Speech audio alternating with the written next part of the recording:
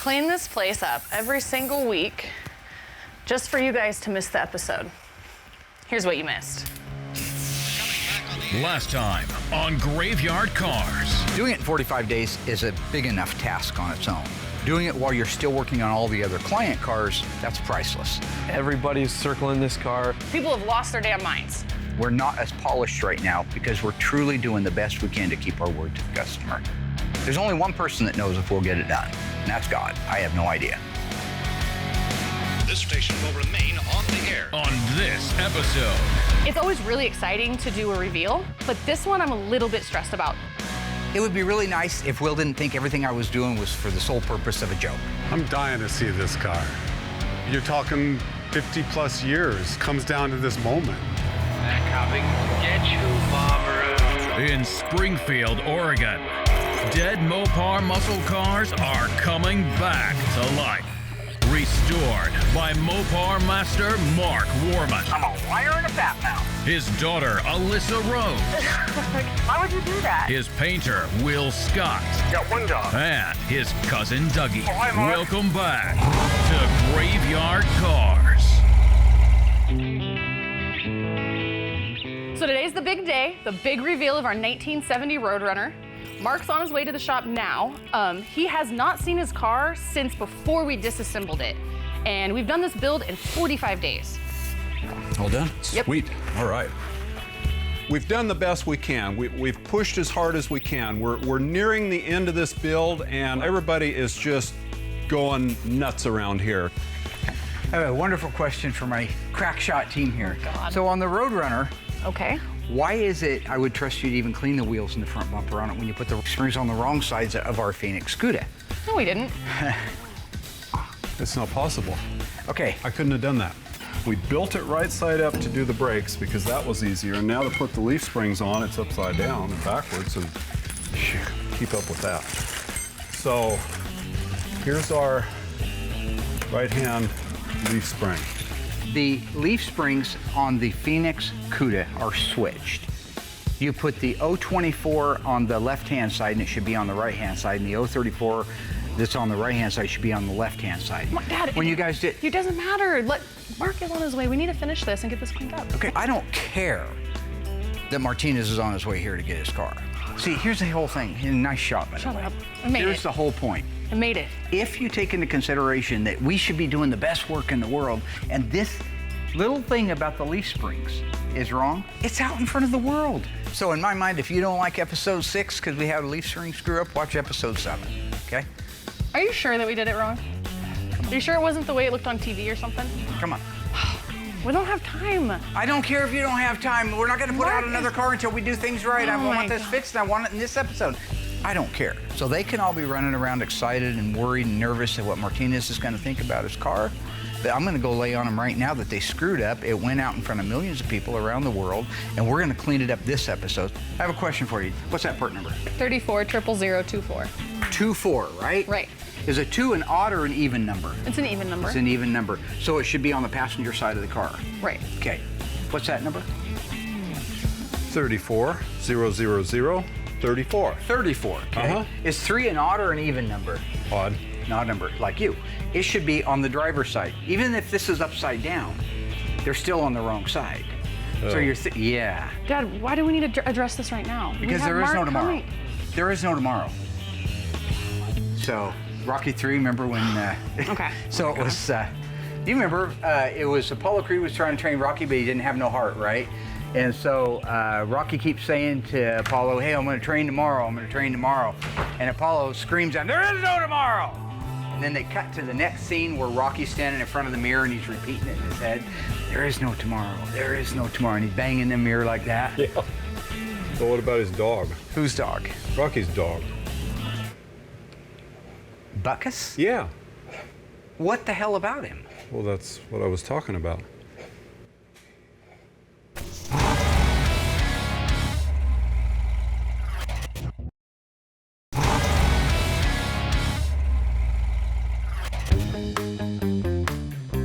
So here we are on delivery day for our 1970 Plymouth Roadrunner. Everybody's been working around the clock. The 70 Roadrunner, you see sitting there, completed. And the only reason I'm not up right now doing my usual shindigs, shenanigans, whatever they're called, I'm exhausted. Okay, here it comes, huh? It's a big one. You like that hand slapping? That's good, isn't it?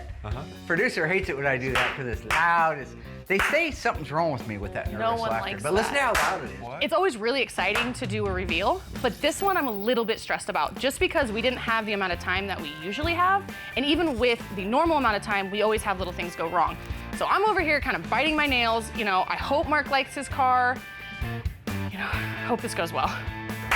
Oh, see, that one even got me right there a little bit. That's funny. I can't wait for him to get here and see his car because he's a businessman and he's gonna tell us exactly how he feels. When he gets here, he's got to take in an awful lot of stuff. He's not gonna with us, he'll tell us. Don't how it ever is. say the S word around me. What? S? Businessman? He's a businessman? Businessman starts with an S? What country? We've been working some really long hours on this car, and after hours and weekends, and you know, we have really pushed through this car, and I hope it's good enough for Mr. Martinez. Every detail was finished, and from what I can tell, to perfection. The real final detail is him coming in and his response to it. And that's why we're all walking around a little bit on pins and needles.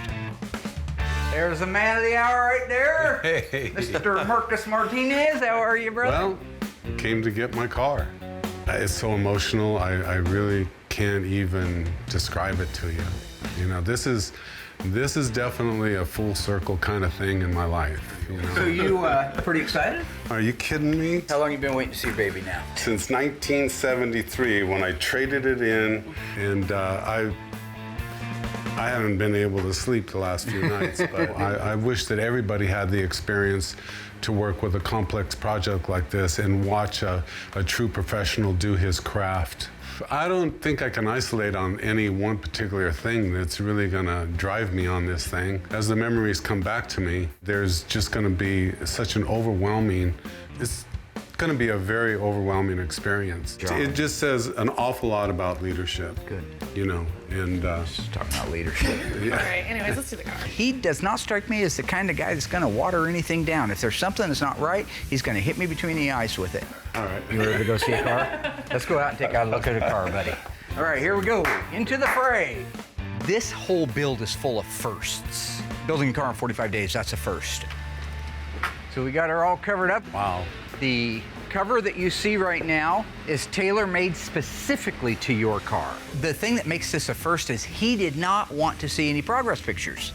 I'm dying to see this car. You're talking 50 plus years, comes down to this moment. Okay, so here comes a 1970 Plymouth Roadrunner in Alpine white. When he looks at the car today, is it the right white that he was remembering from 55 years ago? I know I painted EW1, which is the only white that was available. Maybe somebody painted his car back in the day. I don't know. With a V21 Hood Sport treatment, V1X black top with black interior. He hasn't seen the vinyl top in person. He hasn't seen the interior in person. He hasn't seen anything, either in person or in a photograph, I should say. Everybody's very nervous.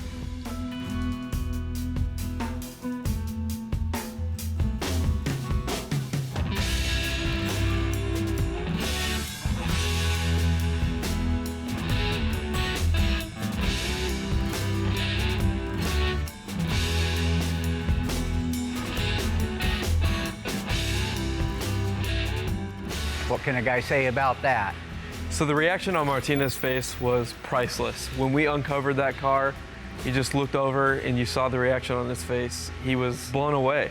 It's meant to be that. It's meant to be that. It's way more. If it takes your breath away, that's what it's meant to do. Holy crap. That thing Is that just stunning? Oh my God. Pictures don't even begin No. to tell the story of that car. That is just pure art. So what you'll see is that the paintwork is a PPG concept single stage Can I paint. touch it? You can. You'll be touching it a lot in the future, absolutely. The hood blackout is based on the original Hood Sport treatment that your car had. You had photos of your car.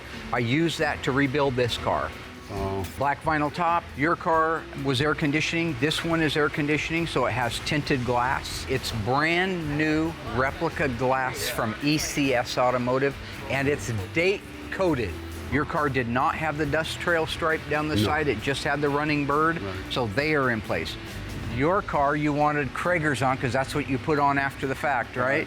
So there are your Krager 5-spoke.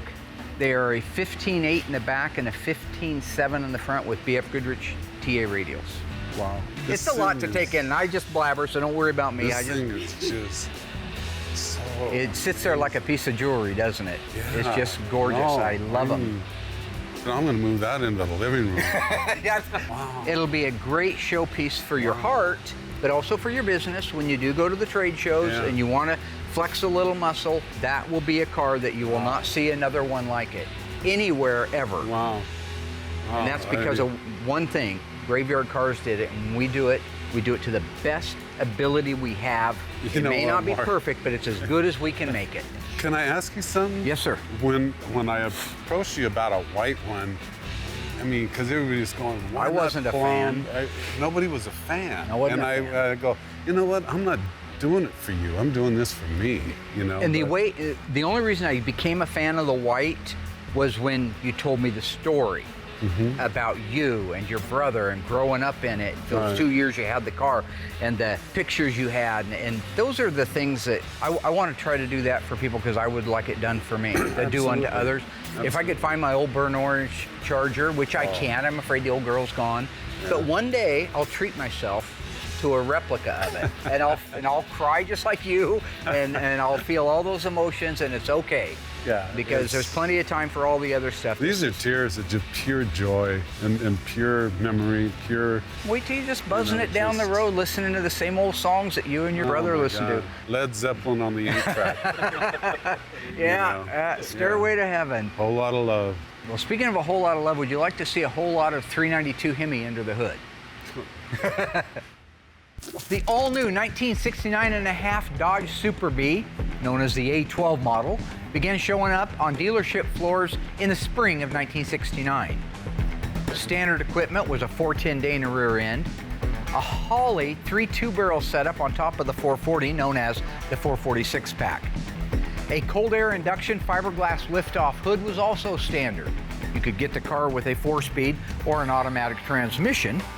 The wheels were a 15x6, painted black, no wheel covers, just exposed chrome lug nuts. Now, Plymouth also built an A12 car. What model was their A12 car based on? Was it the Satellite, GTX, Roadrunner? If you think you know the answer, stay tuned after the break. We'll let you know.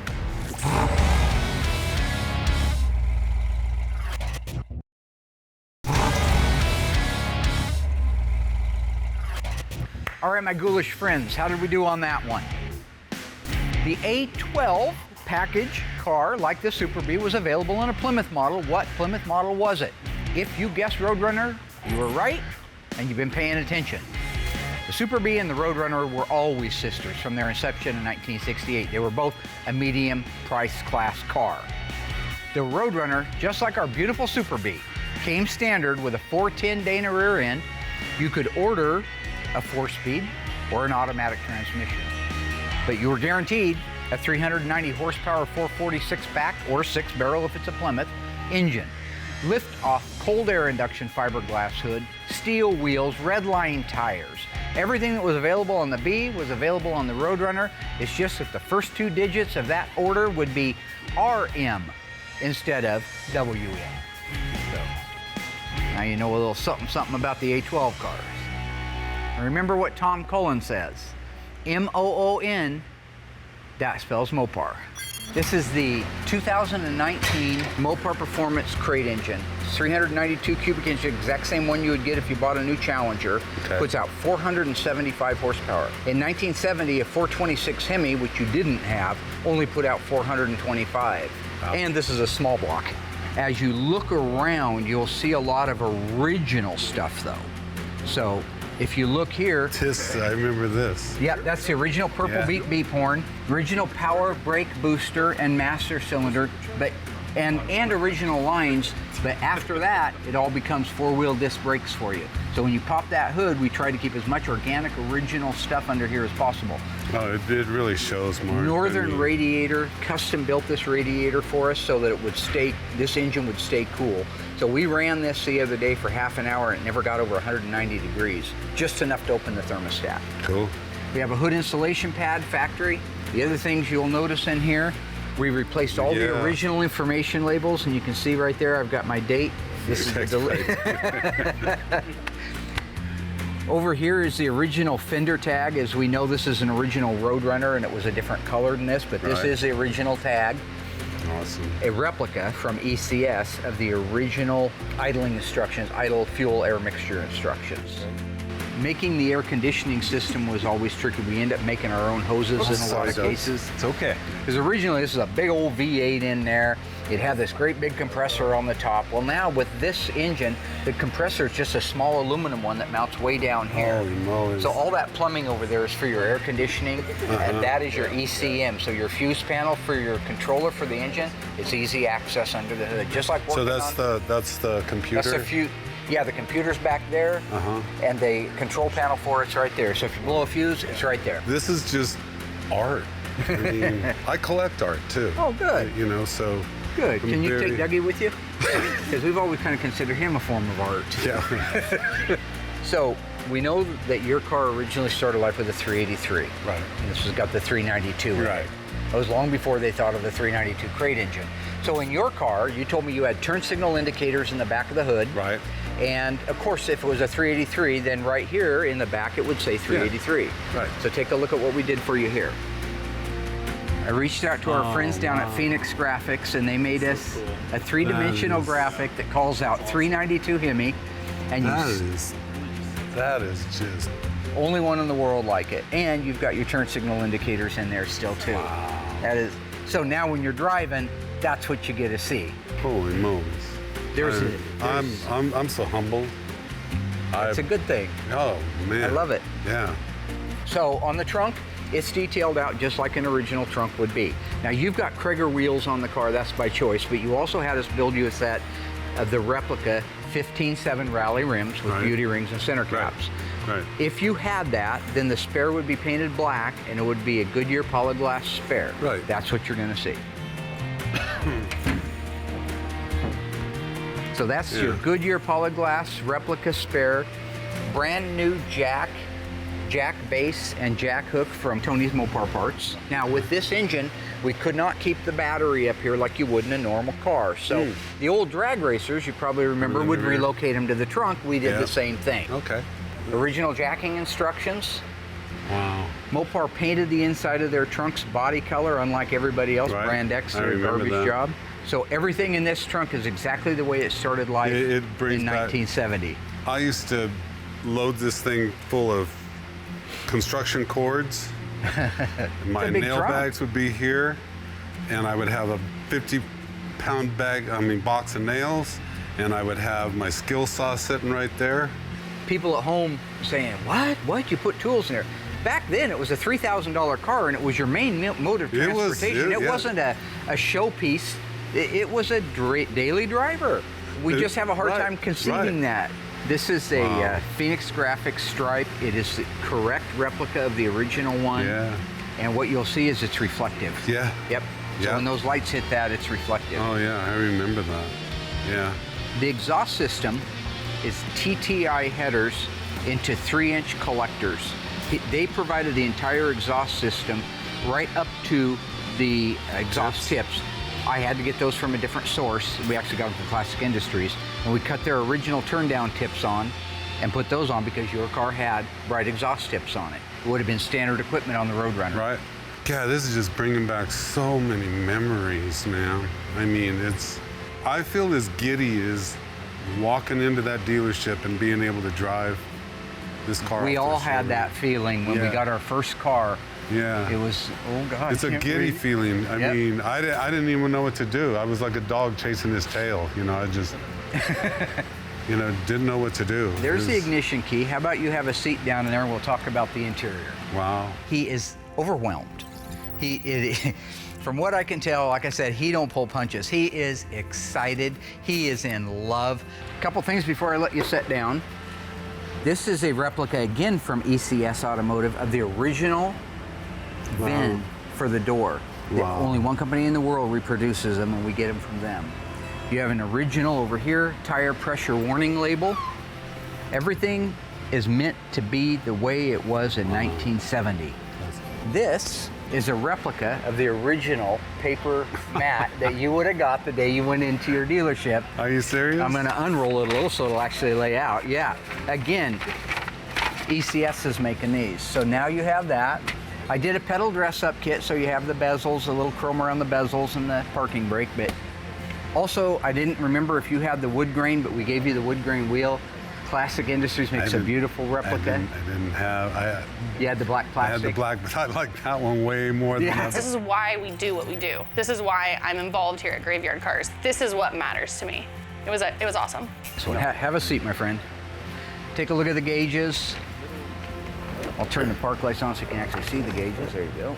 Oh, wow, more. So here you have your tick-tock tachometer. We did a quartz conversion in it, so it'll actually work like it's supposed to. We had our friends at Instrument Specialties actually modify it so that this would play well with the engine, and it does. Your tach works.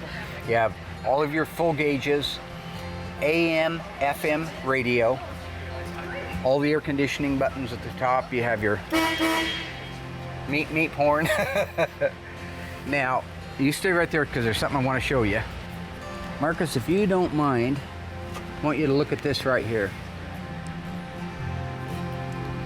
It's okay, man. He's always with you, brother. Always. And that's what it's all about. I just wish he was here. It's all good, man. Thank you, Bart. So he's always riding around with you. Make sure he doesn't get you in any more trouble than he did back in the day, okay? You did too. I know, you told me some of those stories. Oh, man. Yeah, he was. As we get older, and I've noticed it with me, my mom passed away a couple years ago here. You know, we spend the first half of our lives trying to get away from home. And I think we spend the second half of our lives trying to get back.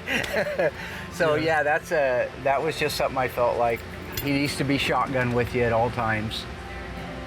You told me you called him Ed? Yeah.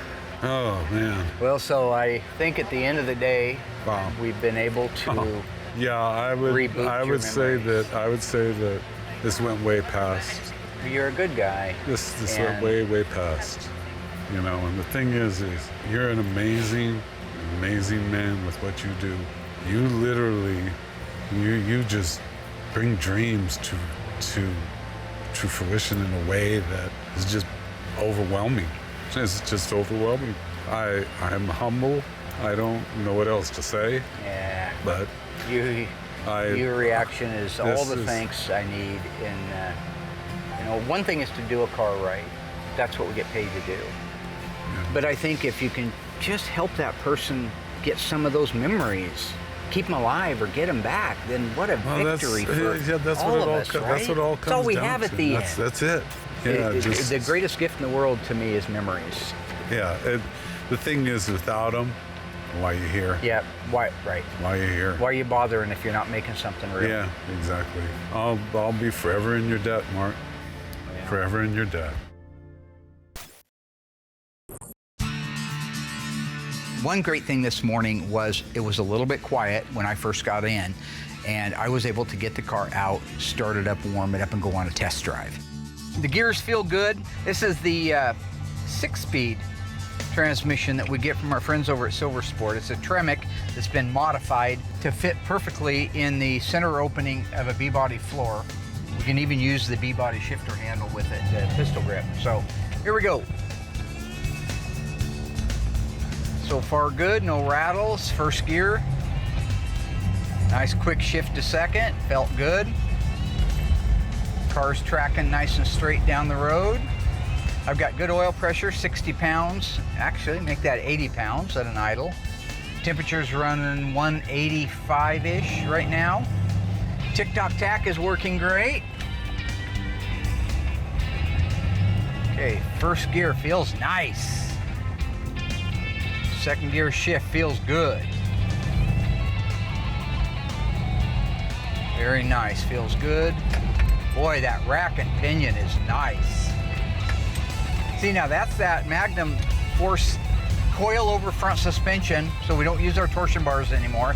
And we have a power rack and pinion. The integral steering is gone. And because of that, that thing moves like that, like it's on rails. Just can't get over how nice that holds the road.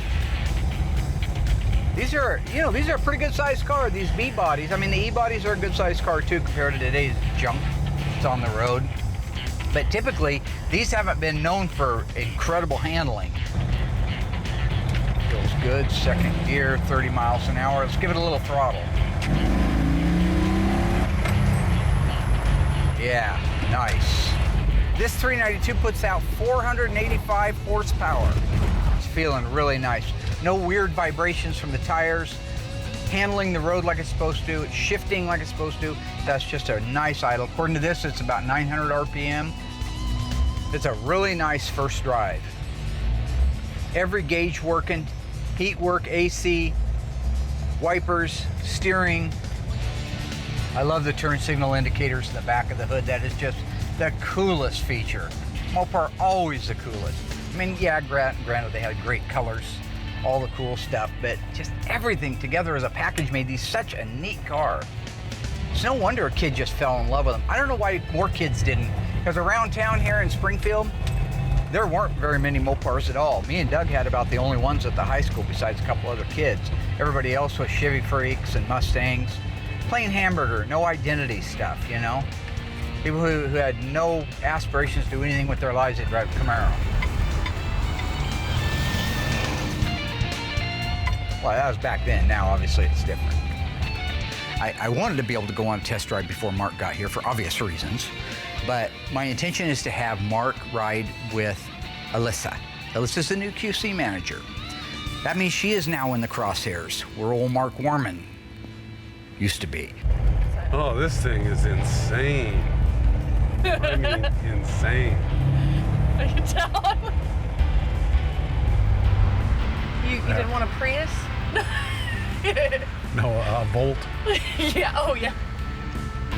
So you're a little shook. Whoa. I'm figuring out how I'm gonna learn how to drive the damn thing. You know what I mean? But this thing is not made for around town driving. It runs that strong.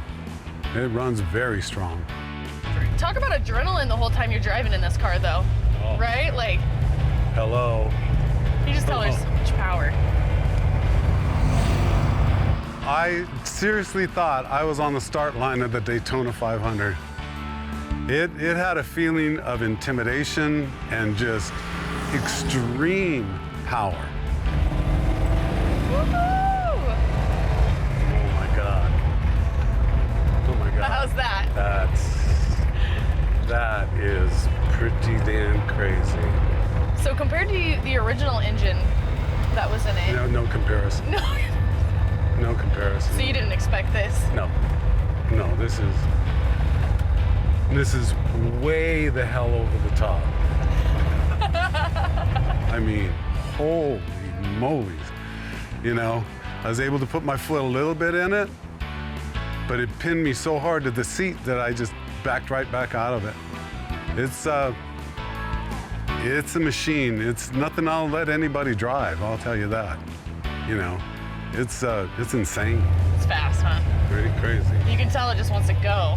That's all it wants to do. Yeah. The shoulder strap wasn't a bad idea. Woo! That is so cool. You don't get that in another car. You don't get that. No. That pull, as soon as you feel that pull back, it's like the butterfly. It's like, woo, okay. This is cool, girl. This is cool. Your pops is the He's okay sometimes, I guess.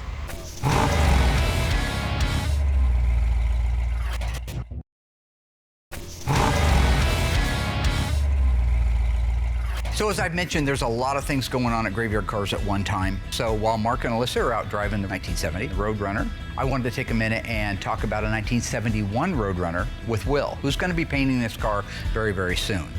This is a really cool, unique car that I want to share all of the knowledge that I have on it so far with Will. So you know how on a 1970 to 74 E-body, the vehicle identification hidden numbers are right here? Yes. In this case, they're over here on this lip, which would make faking one of these a whole lot easier. Oh, yeah, absolutely. Right? Drill those spot welds out, pop it off. Right. Yeah. That's right. And then spot weld it on the new one. So there are bad people out there that do things like that all day long. Mark has decided to pull me from my important job of painting to come out here and do a walk around on a Roadrunner. Not sure exactly why, but anything to disrupt my day, he'll jump in the middle of to make sure it happens. From the firewall forward, the 71 to 74 B body is very similar, if not almost identical. To an E-body? To an E-body, that's Yeah. right. Yeah, you know the answer, you just throw it right out I there. did. Yeah, well, I told you that earlier. No, you didn't. All you're doing is reminding me of what I already Don't said. touch the car. I know it needs to get primered. Well, you just touched that. All right. It would be really nice if Will didn't think everything I was doing was for the sole purpose of a joke. All right, I do like to have fun and I do like to be lighthearted, but I'm also trying to teach him something that is very important. Yeah. And what exactly are the E-body cars? Cudas, Challengers. You say it with more authority because you seem like you're kind of guessing. No, Okay, Cudas Challengers. and Challengers, that's right. And what year represents the E-body? The important ones. See, you shouldn't be shooting stuff out like you're all that in a bag of chips. I'm Okay. not. There's really no point in being out here. He does take you around and show you cool things that I don't know. But the problem is, A, I don't have the time, and B, he's a horrible teacher. Now this car's a 1971 Roadrunner. They call it the Coke bottle style. Well, this and the Charger, the 71, 74 B bodies, they were calling the Coke bottle style. Because I think that's because if you go way up in the air on a lift and you were to look down on the car, it kind of has that shape to it, kind of like an hourglass or a Coke bottle. Why he doesn't take the time to study the car and the fender tag and the history behind it. Just take a second and take a look at that fender tag. 446 barrel, 4-speed manual transmission, black bucket seat interior, EV2 Tour Red, power disc brakes, hood pins, inside hood release, this car's rear spoiler car, turn signal indicators, performance hood treatment. It's got the over-the-roof stripe on it. The car is absolutely loaded. So when you take all those things into consideration and you add that option list to one of the 137, in all likelihood, this could be a one of one 1971 446 barrel 4-speed Roadrunner. I think he needs to be paying attention to that. The other things that make this car very, very unique, besides the shape of the body, is... Stay tuned after the break. I thought that was the Let car. me ask you this. Oh, What option could you get in 1971 on a B-body like this beautiful car right here? actually, I just... What model could you get in a 71 B-body that would have guaranteed you a 440 Super Commando guaranteed or an optional Hemi? All right, let me Same call... body style, Okay, let me call Tony. same length, width, height, identical. Should I just call Tony? You can call Tony all you want, but Tony should know that, yeah. Yeah, I know. So I just got But my why? answers. But you're the guy running around here saying you know all this No, stuff. I've Yeah. never once Yeah. done that. It's called a GTX, the GTX model, which was introduced in 1968. So the folks that own this car, they live on the East Coast. They personify everything great about car families, all right? They love cars and they have forever. So this family still has Mopars. They've drag raced them since the 70s. They had an old 8mm home movie of that car drag racing in New England at a drag strip. One of the things that they did was at about halfway through the show, they brought all the funny cars out into the middle of the track and started them up at one time. So until you've heard 33 top fuel funny cars running at the same time, you haven't lived. That's what this whole trip and journey Graveyard Carz is about, is bringing back those memories and glorifying them. It's okay, right? There's some of the best times in our life. It's a great car with a great family and a great backstory, and probably the first time in Graveyard Carz history that I have a actual 8mm home movie of the original car that we're restoring being raced from the late 70s. That is just plain cool. All right, class on the 1971 Plymouth Roadrunner 446 barrel 4-speed is Jorn. I learned something today. I learned I need to find a better hiding spot. So we have learned that the 1969.5 Dodge Super Bee and its sister, the A12 Roadrunner, were really neat cars. Great options from the factory. First time the 440 showed up with 3 2-barrel Hollies, fiberglass liftoff hood, Dana 60 standard. I told you that you could order it with a 4-speed or an automatic transmission. A true or false? You could also get it with a manual 3-speed transmission. If you think you know that answer, stay tuned after the commercial break. and we will let you know how you did.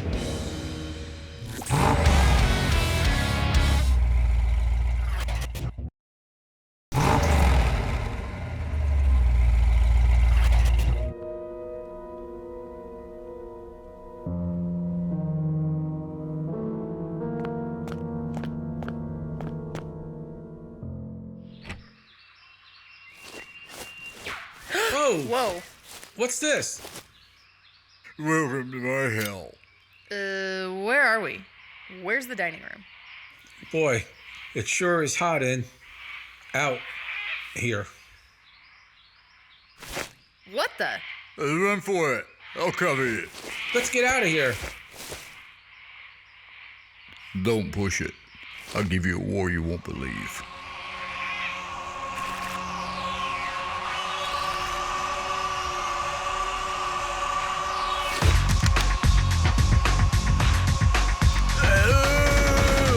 So anyway, I tells the little chick, look, yes, I graduated high school. Yes, I've got the Trans Am. What the heck is going on? Where were you guys? Hey, we've been here the whole time, pal. Where have you been? I've been getting worried. The butler. Dead. Knife. Note. And then the jungle. Are you saying he's been murdered? My word. Someone's been murdered? Oh my God, you're alive? And you have dinner. Hey, where's Gambo, pal?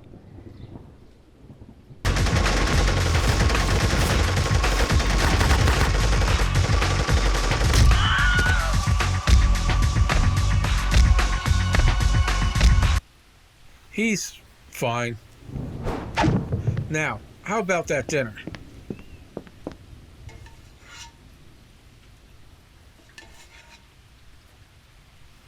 Hey, where's the soup?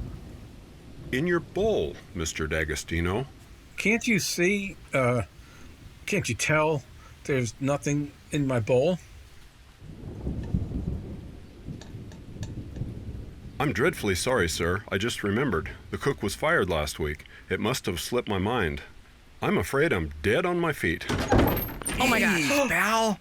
My gosh, what happened to you? They drew first blood, not me. Everybody, look.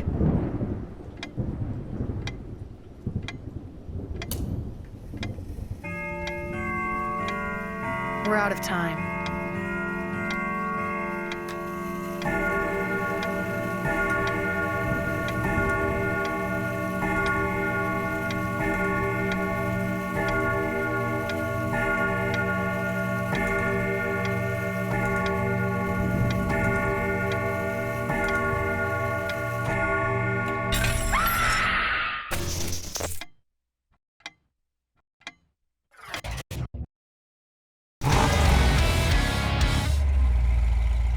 All right, folks, how did we do on that one? We know that the 440 six-pack, six-barrel in the Plymouth, A12 cars were super cool.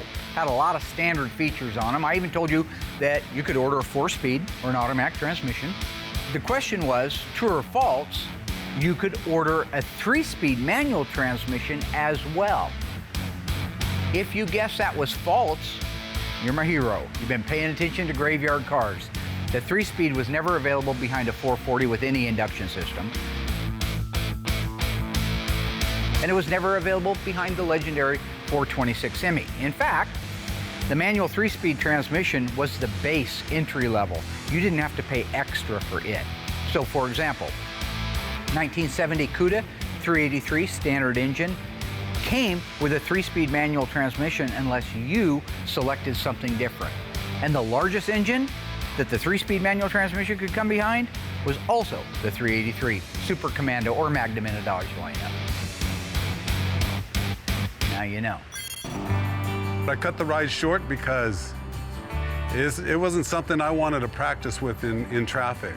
Very difficult to control in terms of, you know, you just need to be a little bit on that gas too much and you're in trouble. You're in trouble real quick. You look a little shook. No, I am. Truly.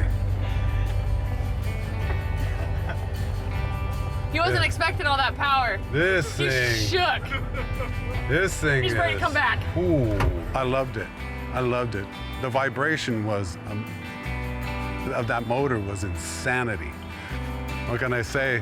Probably the most beautiful car that I've ever owned. All right, there goes the taillights to our 1970 Plymouth Roadrunner 392 6-speed Dana rear end car. Dream build number 3 for Graveyard Dreams. As it leaves, here comes dream build number 4. A 1969 Plymouth Roadrunner that I took on about 6 months ago for a gentleman out of Cottage Grove, Oregon. This guy worked for his father and he worked hard. Don Jones is very successful. He's been in business and owns many dealerships here in the country now. But he started out washing cars for his dad. He started out sanding cars in the body shop. That was his job. He had to really work and earn money to be able to buy a car. And what car did he want to buy? A 1969 Plymouth Roadrunner 383 automatic. The ACV, I think, was $350, the actual cash value, and I think he paid $450. He bought it from the dealership for $450. It was A4 buff silver with a black top automatic transmission. I don't remember all of the details, but here we go. Graveyard Dreams again, a guy who right now could go out and write a check for anything he wants. I mean, he's a successful man. But he wants his old 69 Roadrunner back so he can have fun. So when he looks at the pictures of him standing next to that car, tall, gangly looking guy, thin as could be, you look at those and you think, oh, that was his life though. That was the time period, that was what he did. He was a person then, he's a person now. When he was a person then, his life revolved around that 1969 Roadrunner. This is going to be one of the funnest stories we've ever told because it's the first time we've worked for somebody that had a dealership, a Mopar dealership back in the day. He has pictures of the dealership. He has pictures of the cars that were at the dealership. All of his escapades. He was one of those guys that actually documented things with pictures. I never did. That's why I only had one picture of my 70 Charger. Graveyard Dreams, part of Graveyard Carz, is alive and well. And I am excited to see this car come back to life because he's adding some things to it that he wanted to have when he was young but didn't have quite the wallet to do it, or maybe necessarily the shop that could do it. But he does now because it's called Graveyard Dreams. It is with a heavy heart and a humbled spirit that I have to announce the loss of our dear friend, Larry Fortner. Larry, also known as Larry's Interiors, exclusively did the upholstery work for Graveyard Carz since the beginning of the show. Over the years, we developed a strong friendship through faith, laughter, and respect. I like doing original work, so I always hit for the original work because I just love it. And I like the Mopars, and so that's what I do for a living, and I'm training my son and hoping he can take it over and keep going. I love it. I think it's so neat to come in here and work on a real nice, fancy car. I like working with Mark, and he's always good to me. I looked forward to coming doing this. And I was thinking, I'm not quite there yet. I didn't get my strength back yet. But we did it, and I've been happy that we did. So why go do something else? Larry always rose to the occasion. The bigger the challenge, the more he shined, especially if he knew he was making a difference. We at Graveyard Carz owe a modicum of credit for our success to Larry Fortner. He will be missed. Godspeed, my friend.